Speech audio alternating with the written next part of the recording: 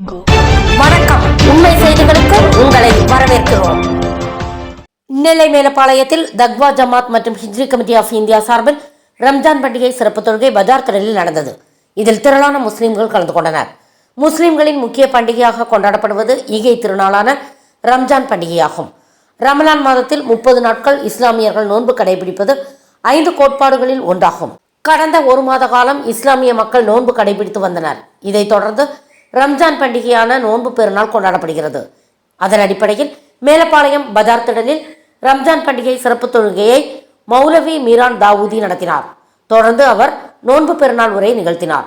இந்த சிறப்பு தொழுகையில் ஹிஜ்ரி கமிட்டி நிர்வாகிகள் இர்ஷாத் சேட், மஹபூப் ஜான், நாமியா ஹசன், அப்துல் கனி, பிறை அப்பாஸ், இன்ஜினியர் இக்பால் மற்றும் தக்வா ஜமாத்தை சேர்ந்த அன்வர், அப்பாஸ் ஹில்மி, உதுமான், நசீர் உட்பட திரளான முஸ்லிம்கள் சிறப்பு தொழுகையில் கலந்து கொண்டனர். இதைத் தொடர்ந்து புத்தாடைகள் அணிந்து ஒருவருக்கொருவர் ஆறத் தழுவி ரம்ஜான் பண்டிகை வாழ்த்துக்களை தெரிவித்துக் கொண்டனர். முன்னதாக ரம்ஜான் பண்டிகையொட்டி ஏழை எளிய மக்களுக்கு பித்ரா அரிசி வழங்கப்பட்டது.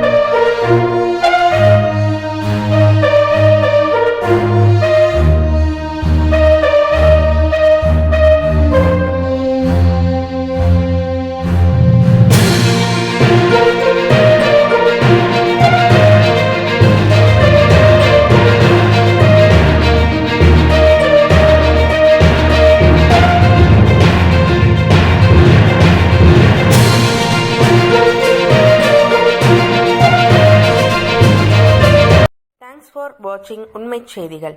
நெல்லை செய்திகளை உடனுக்குடன் தெரிந்து கொள்ள சேனலை சப்ஸ்கிரைப் பண்ணுங்க, லைக் பண்ணுங்க, ஷேர் பண்ணுங்க.